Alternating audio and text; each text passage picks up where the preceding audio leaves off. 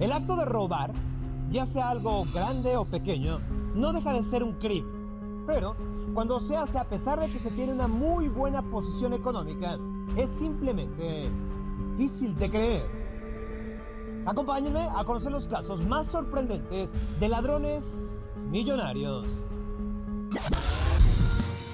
En la mayoría de los países se tiene una opinión generalizada de que los políticos son unos ladrones. Pero hablemos del cinismo del presidente de la República Checa, Václav Klaus, quien en una visita oficial a Chile y enfrente de las cámaras de televisión, discretamente tomó una pluma y se la guardó, aunque no era una pluma cualquiera. Esta era una pluma oficial incrustada con joyas semipreciosas. Cuando el video salió a la luz y los medios de comunicación lo cuestionaron al respecto, sus voceros declararon que las plumas oficiales en estos eventos normalmente son un regalo para los diplomáticos extranjeros y que era una pluma común y corriente, como las que recibió el resto de su comitiva. Si robar se ve mal en un presidente, ¿qué me dicen de un rey? Un rey que roba. Me refiero al rey Farouk de Egipto, quien gobernó al país durante la Segunda Guerra Mundial y en más de una ocasión se dio a la costumbre de tomar cosas que no le pertenecían en sus visitas oficiales. Por ejemplo, una espada ceremonial del Shah de Irán y un reloj del primer ministro británico, Winston Churchill. El doctor Richard Ludwig, un millonario dentista de Estados Unidos, al dar un paseo por la calle se encontró una tarjeta de crédito tirada. En lugar de dársela a la policía o ignorarla, decidió utilizarla para comprar $250 de pizza. La tarjeta pertenecía a un veterano de guerra que le acababa de comprar juguetes a su pequeño hijo. Entonces la reportó como perdida de inmediato.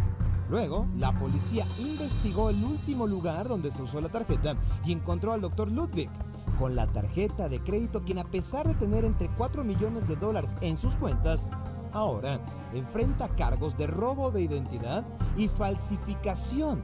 Sí, por tan solo $150. Farah Hakimzadeh es un multimillonario amante de los libros. Fue condenado a 2 años de prisión por robar páginas de libros antiguos y raros de la Biblioteca Británica para guardarlas, según él, en su colección privada. El multimillonario dañó más de 150 libros únicos valuados en varios miles de dólares. El robo de productos en tiendas es algo que muchos millonarios han cometido. Lo hemos escuchado. Ejemplo, en el 2002 la actriz Winona Ryder robó más de $6,000 en ropa de una tienda en Beverly Hills. Por su parte, la actriz Lindsay Lohan tuvo que hacer servicio comunitario en el 2011 tras robar un collar de $2,500 en una tienda. También, la hija del famoso alcalde de Nueva York, Rudolph Giuliani, fue arrestada tras robar un maquillaje en tienda exclusiva, a pesar de tener más que el dinero suficiente en su bolso para pagar todo lo que se llevó, y además el prestigio de su padre. Aunque la joven no lo declaró así, los medios de comunicación sospechan que solo lo hizo para humillar a su papá, con quien no lleva una buena relación desde que dejó a su mamá. Pregunto, si tú fueras millonario, ¿crees que harías algo así? Seguramente responderás que no, pero la realidad podría ser otra, ya que una investigación de las universidades de California y Toronto llegó a la conclusión de que el ser millonario te da cierta sensación de independencia y privacidad, que te puede hacer más propenso a actuar de manera poco ética, sin que te importe mentir, engañar o hasta robar.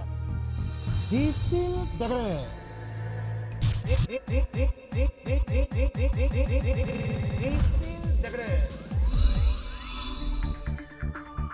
Vivimos en una época de grandes avances tecnológicos y uno de los campos en los que se experimenta más es el de la robótica.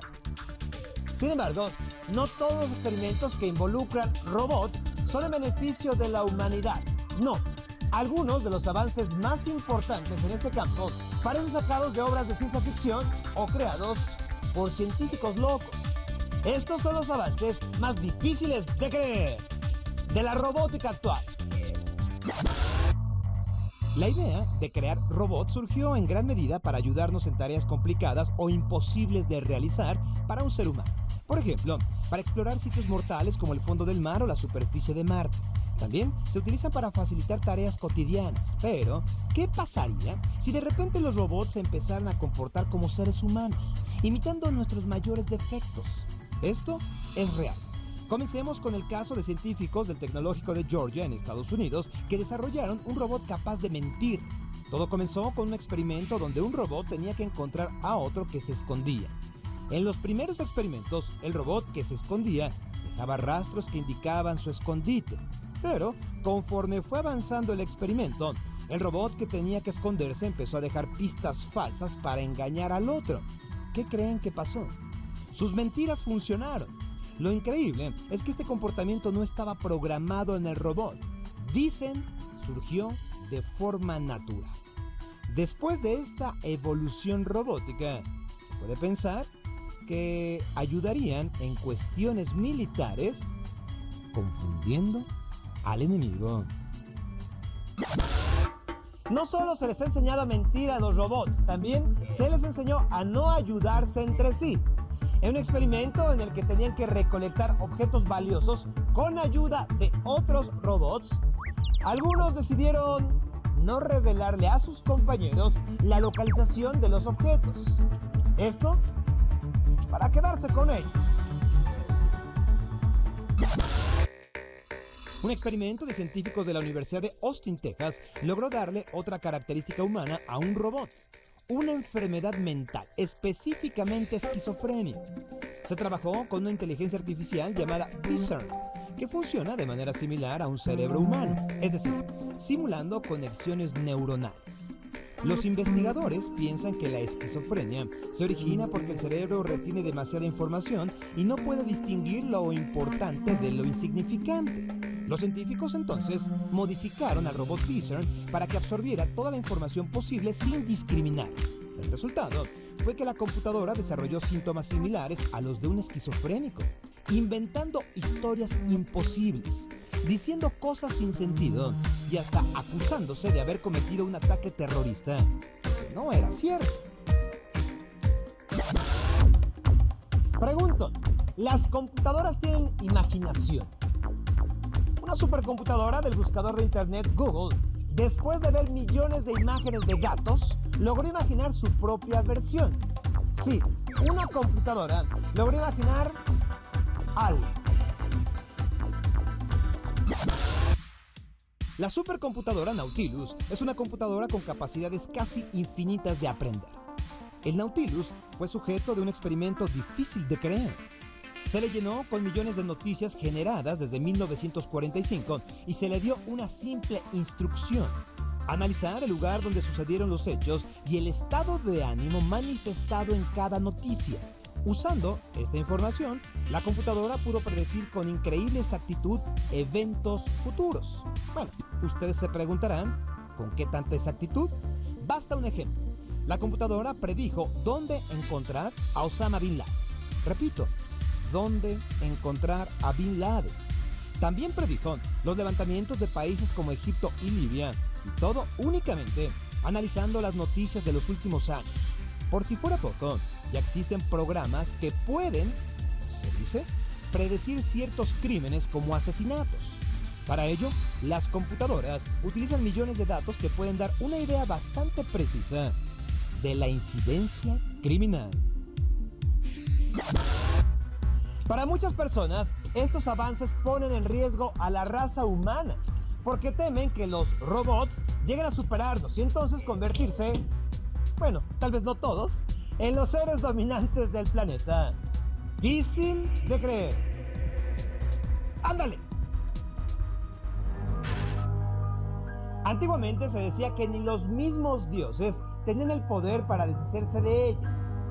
Hoy en día, hemos descubierto que sobrevivieron a cataclismos como el que hace 65 millones de años exterminó a los dinosaurios. ¿De qué hablamos? De las moscas. Estos diminutos insectos que se han acomodado a vivir junto a nosotros y que, aunque sean consideradas una plaga, son animales difíciles de creer.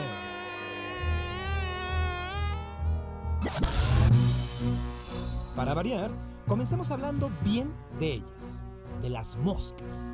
En primer lugar, estudios realizados por científicos del Instituto de Neurobiología Max Planck descubrieron que el diminuto cerebro de estos insectos procesa la información visual a una velocidad sorprendente, mucho más rápido que cualquier computadora que exista.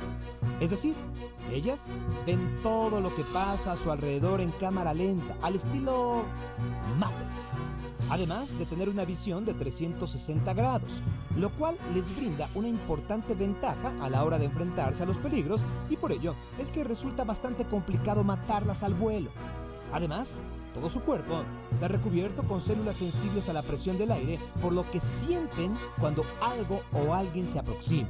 Un uso benéfico para los humanos de estos insectos es que sus larvas se han utilizado más de una vez en la medicina para limpiar heridas descuidadas, ya que las larvas se comen, literalmente, el material infectado, ayudando a que sane de manera correcta. Pero, tal vez, la labor más importante que desempeñan estos animales en la naturaleza sea la de consumir y eliminar desechos contaminantes como cadáveres de animales, materia fecal y plantas muertas. Por si fuera poco, están en un lugar básico dentro de la cadena alimenticia, por lo que su desaparición causaría un desequilibrio bastante peligroso para todo ecosistema.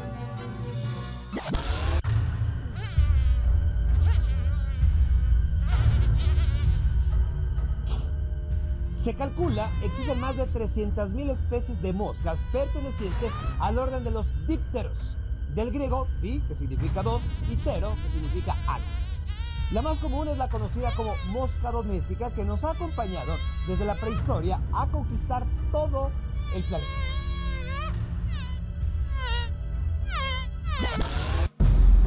Las moscas tienen su muy particular sentido del gusto en las patas. Esta es la razón de que veamos que se paran en todas partes. Digamos que andan probando. Además, estas extremidades están diseñadas para adherirse a cualquier superficie. Esto, desde luego, las convierte también en una importante fuente de transmisión de graves enfermedades como tifoidea, cólera, disentería, poliomielitis y hepatitis viral, llegando a jugar un papel importante, muy importante, en los conflictos bélicos, sobre todo antes de la aparición de los antibióticos. Un ejemplo de esto fue la Guerra Hispano-Estadounidense o Guerra de Cuba en 1898. Les cuento, en este conflicto, de los casi 80.000 muertos resultantes, al menos 50.000 fallecieron por la tifoidea transmitida por las moscas. Sin embargo, no necesariamente son animales sucios. Explico de nuevo. Si han puesto atención alguna vez a estos extraños acompañantes de nuestras vidas, se habrán dado cuenta que cada vez que detienen su loco vuelo, se frotan las patas. Ya hablamos del gusto, de que andan probando. Bueno, cuando hacen esto, bien, están limpiándose, ya que secretan un líquido que permite deshacerse de la suciedad, aunque esto es en beneficio únicamente de ellas, ya que de lo que sea que se limpien, lo tiran en donde se hayan parado. Y lamentablemente, muchas veces, ese es nuestro alimento. Se calcula que las moscas llevan existiendo en este planeta por lo menos 200 millones de años. Todas las antiguas culturas tienen representaciones importantes sobre las moscas. Para el pueblo navajo, el espíritu de la mosca grande era uno de los más importantes, mientras que para los egipcios el máximo galardón militar por el valor durante los conflictos eran precisamente las moscas. Muestra de ello es el collar con el que fue condecorada la reina de Tebas, Aotep, que consta de 3 moscas de oro. Dentro de las connotaciones negativas, al demonio Belcebú se le llama también el señor de las moscas, debido a la relación que existe entre la muerte y el insecto. En la época moderna, la mosca sigue figurando en nuestro imaginario. Tal es el caso de que escritores de la talla de William Golding, Augusto Monterroso, Antonio Machado y Emily Dickinson, quienes le han rendido homenaje a este diminuto y muchas veces molesto habitante de nuestras casas. Mientras que en la música, artistas como U2, Alice in Chains, Dave Matthews, Bela Bartok y Yoko Ono se han compuesto al menos una pieza. Y desde luego, no podemos olvidar la película de 1986, La Mosca, que nos enseñó una cara monstruosa de este insecto.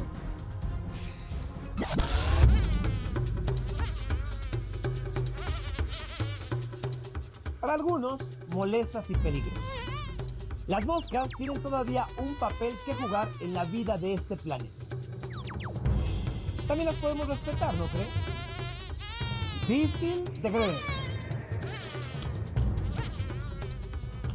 La violencia enturbia a toda sociedad. Incluso los niños no están exentos de enfrentar estos episodios. A veces, el trauma sufrido les deja una huella imborrable. Conozcamos entonces las historias más crudas, dolorosas, de aquellos menores que fueron testigos de actos de odio. Difíciles de creer. En la aldea Las Escobas, en Guatemala, 7 miembros de una familia fueron asesinados a tiros por un comando armado. En este incidente, 4 niños sobrevivieron, aunque no pudieron evitar observar horrorizados cómo los sicarios daban fin a sus seres queridos, entre los que se encontraba un bebé de 10 meses. Tiempo después, en 2012, 2 de los sobrevivientes, un chico de 6 años y su hermana menor de 4, volvieron al lugar del asesinato. Daniel González recordó con amargura cómo los matones dispararon a diestra y siniestra, tanto a los que estaban dormidos como a los que intentaron escapar de la ráfaga de las balas. Hoy día, el único detenido de la masacre es un sujeto de nombre César Chávez. En otro caso, 2 pequeños fueron testigos del homicidio de su madre en Argentina. Su padrastro cometió el sanguinario acto. Para colmo, él obligó a los niños a guardar el secreto, hasta que Fabián Rodríguez, de 7 años, rompió el silencio y relató a detalle cómo fue perpetrado el asesinato. Tiempo después, el homicida fue capturado. El silencio frente a un hecho de esta naturaleza es uno de los peores obstáculos para superar el estrés postrauma, que aparece luego de sufrir estos acontecimientos. Quienes lo padecen recrean una y otra vez lo vivido, o su mente se fractura en un intento desesperado para borrar la experiencia. Entonces, hay problemas para recordar. Para algunos adultos, la huella que queda tras vivir estos crudos acontecimientos en la infancia los acompaña de por vida. Julio Velasco es uno de los sobrevivientes que testificó en el juicio por genocidio contra el exdictador guatemalteco Efraín Ríos Montt por las masacres de indígenas en los años 80. Durante el proceso, Julio comentó: a una anciana le cortaron la cabeza y la colocaron en una mesa del comedor. Esto lo vivió en un campamento militar a sus escasos 8 años, tras haber sido capturado por soldados que violentaban a mujeres embarazadas, ancianos y niños por igual. Él pudo escapar del cuartel escondido en la llanta de un tractor, aunque no ha podido escapar del amargo recuerdo. En otros casos, estos niños tienen problemas para confiar en otros, algo que fue evidente en Mabel, que de niña fue diagnosticada con ceguera psicoanalítica. En 1975, sus vecinos escucharon gritos, sollozos y balazos. La pequeña Mabel fue hallada en el patio de su hogar, asustada, confundida y con sangre en el rostro. La niña quedó muda ante el interrogatorio de los ahí presentes. Luego estalló en pánico. Sus padres habían sido torturados y asesinados. Por supuesto que este episodio la cambió para siempre. Entonces, una mañana dejó de ver. Por su lado, los oculistas no encontraban problema alguno en su vista. Entonces, fue llevada a Suiza para que pudiera vivir en un hogar para niños ciegos, donde recibió tratamiento psicológico, ya que su ceguera se debió a un trastorno psiconeurológico. El tratamiento psicoanalítico en estos casos es bastante complicado, ya que pacientes que han vivido de cerca la tortura carecen de confianza. No dejan que nadie se les acerque. Ante el mínimo contacto reaccionan con miedo, desconcierto u odio. La carga emocional es intensa y complicada de lidiar. Pero otros no recuerdan lo sufrido. Óscar Ramírez Castañeda se enteró hasta su vida adulta que fue uno de los 3 sobrevivientes de otra masacre perpetrada por el ejército de Guatemala a principios de los años 80 en la aldea Dos R's, donde murieron casi 250 personas. En ese entonces, Óscar tenía 3 años. Tras la matanza, fue secuestrado por un teniente que le arrebató a su propia familia. Casi 30 años después, una fiscal guatemalteca envió un correo electrónico a la víctima, donde le explicaba su tortuoso pasado y le pedía que ayudara en el juicio contra los asesinos. Para ese entonces, Óscar vivía con su esposa y sus hijos en Estados Unidos. Tuvo serios problemas para armar las piezas de su vida. Y aunque supo cómo se desarrollaron los crudos hechos de aquella barbarie, su mente borró los sentimientos asociados. De lo único que se acuerda es cómo transcurrió su infancia al lado de una familia que inexplicablemente le perdonó la vida. No pudo saber más, ya que para ese entonces el que fungió como su padre estaba muerto.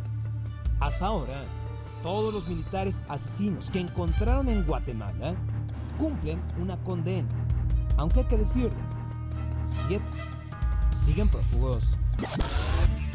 También hay los que rehacen su vida, como los hijos del narcotraficante colombiano Pablo Escobar, quienes han roto con su pasado, cambiaron de identidad y ahora viven en Argentina, donde han formado algunos negocios familiares. Difícil de creer. Soy Sergio Sepúlveda. Hasta la próxima.